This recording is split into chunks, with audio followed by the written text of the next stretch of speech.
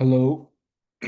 Hello, everyone. This is Richard Kang, and as a second of the series, today we will delve into the cause of the World War One. So there has been lots of disputes about whether certain things are reason of the World War One or not, but there are like five main reasons reasons for the war itself or the Great War.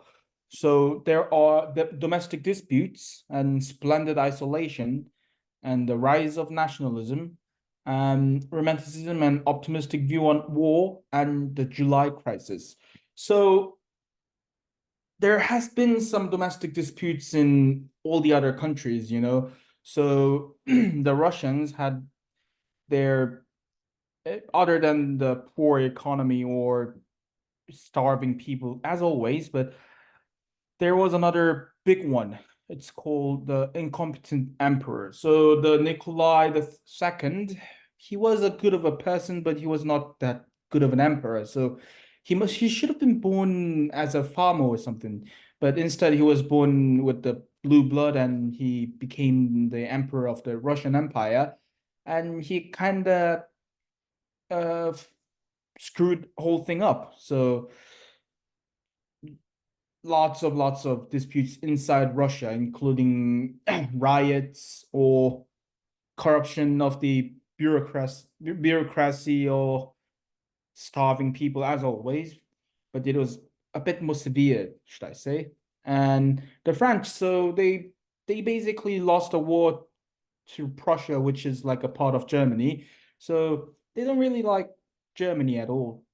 I mean, they still don't like it, but they didn't really like it, so, like them at the time.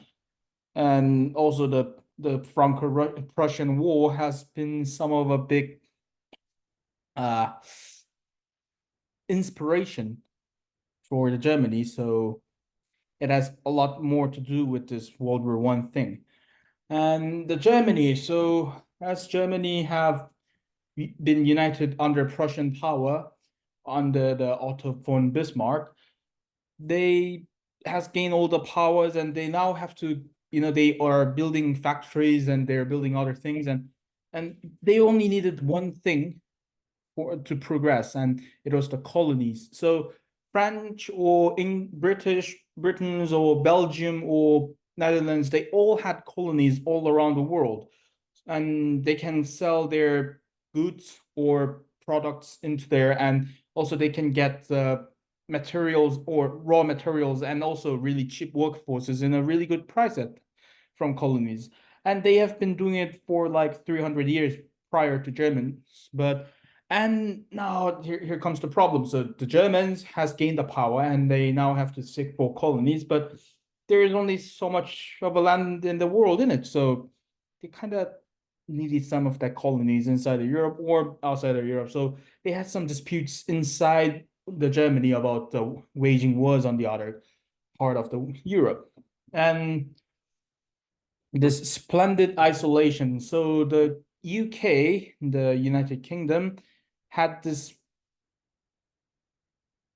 no, no, no, no, had this idea of interfering into the European continent, and the Americans, on the other hand, they didn't really like to interrupt into other colonies or other things. So the Americans, who at the time, who probably was the strongest country in the world at the time, but they didn't really realize it because they never, you know, involved in a conflict before. So because of this isolation thing, they didn't know their own power, and also they didn't really let the other countries know about their powers. So if there are some academics saying that if they knew how strong America was, and then there's less likely of a chance that war was about to happen.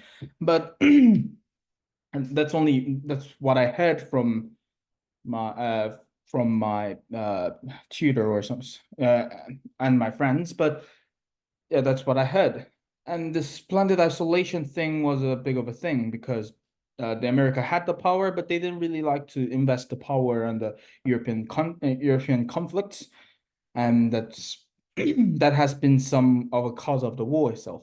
And this rise of nationalism. So before Napoleon, the European countries didn't really have this nationalism thing. I mean, they did have some ethnicities or things like that, but they were rather under the kings and they moved by the dynasties, not the population or the major ethnicity of the population. So, but after Napoleon, things are a bit changing. So there is some sort of unwritten rule that says if you're under a nation, then you should consist your nation with one ethnicity. So there has been like, French people, the French has a French ethnicity and their French nationality, and the Germans had their German nationality and the German ethnicity. But those kind of nationalism has been set in late 1800s, and due to the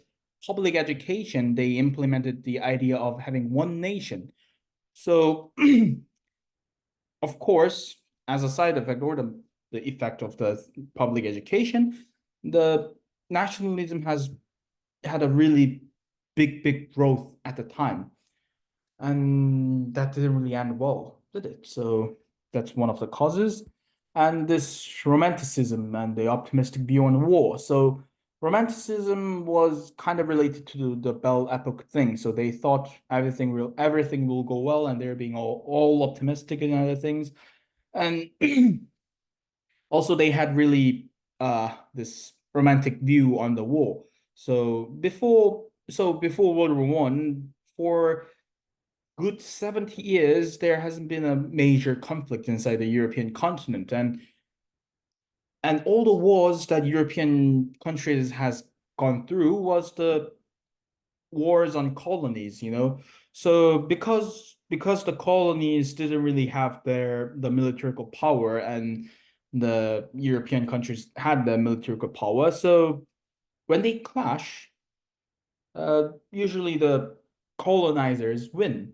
And as a result, they get some, medals and other things like that, and they get the great honor. So they, and that has been done for like 70 straight years. So they thought their view on war was that some sort of field trip that you go on there, and it was like you go in there, you fight, and you might die, but that doesn't really happen because the newspapers kind of covered all the things.